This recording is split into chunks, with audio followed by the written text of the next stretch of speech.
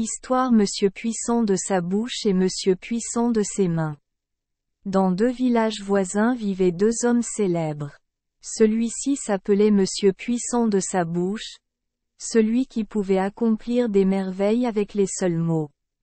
L'autre s'appelait Monsieur Puissant de ses mains, quelqu'un qui ne pouvait pas se servir de cet instrument désinvolte qu'est la langue, mais était capable de porter des fardeaux, de couper du bois et d'effectuer d'autres travaux physiques. Il se trouva qu'ils convinrent de vivre ensemble dans la maison du grand puissant, pour essayer de voir lequel d'entre eux était le supérieur. Ils restèrent donc ensemble pendant plusieurs mois, jusqu'à ce que survienne la grande fête des 9 nuits, Navaratri. Le premier jour de la fête, Monsieur le Puissant de ses mains voulut sacrifier une chèvre à la déesse Kali. Il dit donc à Monsieur le Puissant de sa bouche: « Mon cher ami, nous sommes tous 2 puissants à notre manière, et il serait donc honteux pour nous d'acheter avec de l'argent la chèvre que nous voulons sacrifier. Nous devrions réussir à l'obtenir sans paiement. » « Oui, nous devons le faire, et je sais comment, répondit Monsieur Puissant de sa gueule, et il demanda à son ami d'attendre jusqu'à ce soir. Or, vivait un berger à une distance de Gatika, de leur maison, et les 2 amis résolurent d'aller dans son bercail cette nuit-là et de lui voler une de ses chèvres. En conséquence, quand la nuit tombait, ils s'approchaient de son bercail. Le berger venait de terminer ses devoirs envers les membres muets de son troupeau et voulait rentrer chez lui et faire chauffer son riz. Mais il n'avait pas de seconde personne pour garder le troupeau, et il ne devait pas perdre son souper. Il planta donc sa houlette devant le bercail, et jetant dessus sa couverture, Kambali, il lui dit: « Mon fils, j'ai très faim, je dois donc aller chercher mon riz. Jusqu'à mon retour, surveillez le troupeau. Ce bois est riche en tigres et lutins, buta. Un voleur espiègle, ou buta, ou kuta, peut venir voler les moutons. Surveillez-les attentivement. » En disant cela, le berger s'en alla. Les amis avaient entendu ce que disait le berger. Bien sûr, Monsieur Puissant de sa bouche se moquait en lui-même de cette astuce du berger pour faire comprendre au voleur potentiel qu'il avait laissé quelqu'un là pour garder ses moutons, alors qu'en réalité il avait seulement planté une perche et jeté une couverture dessus. Cependant, Monsieur le Puissant de ses mains ne vit pas l'astuce et, prenant le bâton pour un véritable gardien assis devant le bercail, dit ainsi à son ami: « Maintenant, que devons-nous faire? Il y a un gardien assis devant la bergerie. » Là-dessus, Monsieur Grande-Gueule dissipa ses doutes en disant que ce n'était pas un gardien, mais un simple bâton, et entra dans le bercail avec son ami. Il était également arrivé que cette même nuit-là, un buta, gobelin, soit entré dans la bergerie pour voler un mouton. Il frémit de peur en entendant le berger mentionner le kuta, car n'ayant jamais entendu parler de l'existence des kutas, il prit cet être imaginaire pour quelque chose de supérieur en force à lui-même. Pensant donc qu'un kuta pourrait venir au bercail, et ne souhaitant pas s'exposer avant de bien savoir ce qu'étaient les kutas, le buta se transforma en mouton et se coucha parmi le troupeau. À ce moment-là, les 2 puissants étaient entrés dans le troupeau et avaient commencé à examiner les moutons. Ils continuèrent à rejeter un animal après l'autre pour un défaut ou un autre, jusqu'à finalement arriver au mouton qui n'était autre que le buta. Ils l'ont testé, et lorsqu'ils l'ont trouvé très lourd, comme, bien sûr, ce serait le cas avec l'âme du buta dedans, ils ont commencé à lui attacher les jambes pour le ramener chez eux. Lorsque les mains commencèrent à le serrer, le buta prit les puissants pour les kutas et se dit: « Hélas! Les kutas sont venus m'emmener. Que dois-je faire? Quel idiot j'ai été d'entrer dans le giron. Ainsi pensait le butin alors que Monsieur Puissant de ses mains le portait sur sa tête, avec son ami le suivant derrière. Mais le butin commença bientôt à utiliser ses pouvoirs diaboliques pour s'en sortir, et Monsieur Puissant de ses mains commença à ressentir des douleurs dans tout son corps et dit à son ami: « Mon cher Tout-Puissant, je ressens des douleurs partout en moi. Je pense que ce que nous avons amené n'est pas un mouton. » Monsieur Puissant de sa bouche était intérieurement alarmé par les paroles de son ami, mais n'aimait pas montrer qu'il avait peur. Alors il dit: « Alors déposez la brebis et ouvrons-lui le ventre, afin que nous n'en ayons chacun que la moitié à porter. » Cela effraya le butin, et il fondit sur la tête de Monsieur Puissant de ses mains, qui, soulagé de son fardeau diabolique, était heureux de rentrer chez lui sain et sauf avec son ami. Le butin se rendit également à sa demeure et y raconta à ses camarades gobelins comment il s'était impliqué dans un grand problème et combien il avait échappé de justesse. Ils ont tous ri de sa stupidité et ont dit: « Quel grand imbécile vous êtes! Ce n'était pas des cutas. En fait il n'y a pas de cutas dans le monde. C'étaient des hommes, et c'était vraiment stupide de votre part de vous mettre entre leurs mains. N'as-tu pas honte de faire tant d'histoires à propos de ton évasion ?» Les butas blessés rétorquèrent qu'ils n'auraient pas fait de telles remarques s'il avait vu les cutas.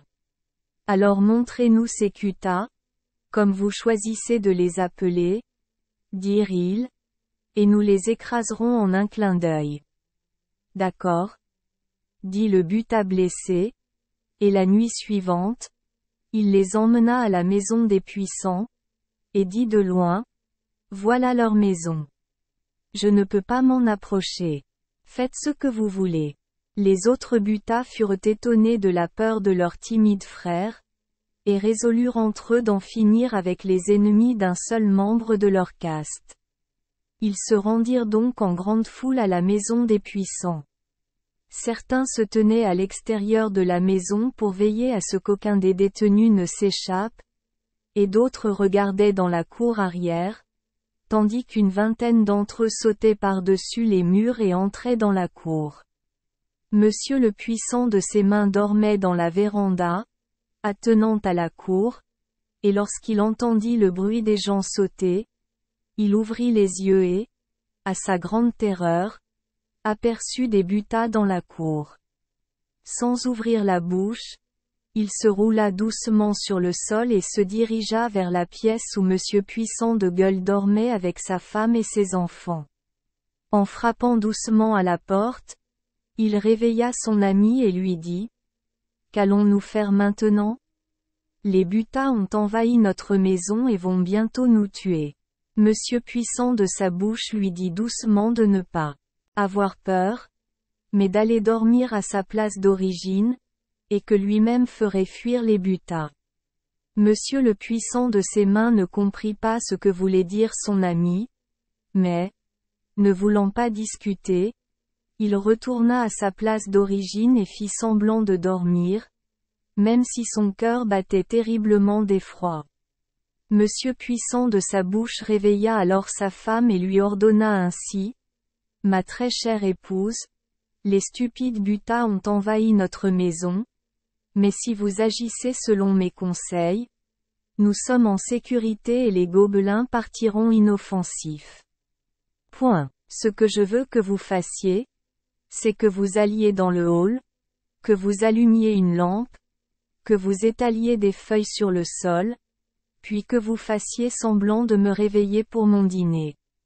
Je vais me lever et demander ce que vous avez prêt à me donner à manger. Vous répondrez alors que vous n'avez que de l'eau poivrée et des légumes. Avec un visage en colère, je dirai: Qu'avez-vous fait des 3 butas que notre fils a attrapés en revenant de l'école? Votre réponse doit être: Le voyou voulait des friandises en rentrant à la maison. Malheureusement, je n'en avais pas dans la maison, alors il a rôti les 3 butas et les a engloutis. Instruisant ainsi sa femme, Monsieur Puissant de sa bouche fit semblant de s'endormir. La femme étendit donc les feuilles et appela son mari pour son souper. Au cours de la conversation qui suivit, le fait que le fils avait rôti 3 gobelins pour en faire des friandises fut transmis au butin. Ils frémirent devant l'extraordinaire capacité du fils et pensèrent: que doit faire le père pour ses repas quand un fils rôtit 3 butins pour des friandises? Alors ils prirent aussitôt la fuite. Alors s'adressant aux frères dont ils s'étaient moqués, ils lui dirent qu'en effet les cutas étaient leurs plus grands ennemis, et qu'aucun de leur vie n'était en sécurité tant qu'ils restaient là où ils étaient, car ce soir même le fils d'un cuta avait rôti 3 d'entre eux pour les friandises. Ils résolurent donc tous de s'envoler vers la forêt voisine et disparurent en conséquence. Ainsi, Monsieur Puissant de sa bouche se sauva lui-même et son ami à 2 reprises des butins. Après cela, les amis sortirent un jour dans un village voisin et rentrèrent chez eux assez tard dans la soirée. L'obscurité tomba sur eux avant d'avoir parcouru la moitié du chemin, et il y avait devant eux une forêt dense infestée de bêtes de proie. Ils résolurent donc de passer la nuit dans un grand arbre et de rentrer chez eux le lendemain matin, et montèrent donc dans un grand pipal. Or, c'était précisément le bois dans lequel les butins avaient migré, et à minuit, ils descendaient tous avec des torches pour attraper des chacals et d'autres animaux dont ils se régaleraient. La peur de Monsieur Puissant de ses mains peut être plus imaginée que décrite. Les redoutables butins étaient au pied même de l'arbre dans lequel il avait élu domicile pour la nuit. Ses mains tremblaient, son corps trembla, il perdit prise et tomba dans un horrible bruissement de feuilles. Son ami, cependant, était, comme d'habitude, prêt avec un appareil et criait: je voulais laisser ces pauvres êtres à leur propre réjouissance. Mais vous avez faim et vous devez sauter pour en attraper quelques-uns. Ne manquez pas de mettre la main sur le butin le plus robuste. Les gobelins entendirent la voix qui était déjà bien familière à leurs oreilles, car n'était-ce pas le cuta dont le fils avait rôti 3 butins en guise de friandises qui parlait? Alors ils s'enfuirent aussitôt en criant: hélas! Quelle misère! Nos ennemis acharnés nous ont suivis jusque dans ce bois. Ainsi, l'esprit de Monsieur Puissant de sa bouche a sauvé lui-même et son ami pour la 3e fois. Le soleil commença à se lever, et Monsieur Puissant de ses mains fit 3 fois le tour de Monsieur Tout-Puissant de sa bouche et lui dit: mon cher ami, en vérité, toi seul es puissant. La simple force physique ne sert à rien sans la maîtrise des mots. Ce dernier est de loin supérieur au premier, et si un homme possède les 2, il est pour ainsi dire un lotus doré au doux parfum. Il me suffit maintenant d'en être arrivé à cette morale. Avec votre aimable permission, je retournerai dans mon village. Monsieur Grande Gueule demanda à son ami de ne se considérer comme soumis à aucune obligation, et, après l'avoir honoré comme convenait à sa position, il le laissa retourner dans son village. La morale de cette nouvelle est que chez l'homme, il n'y a rien de grand à part l'esprit. Merci les enfants des Esperluette Croisillon 39. Avoir écouté des contes de fées au jour Esperluette Croisillon 39. 8.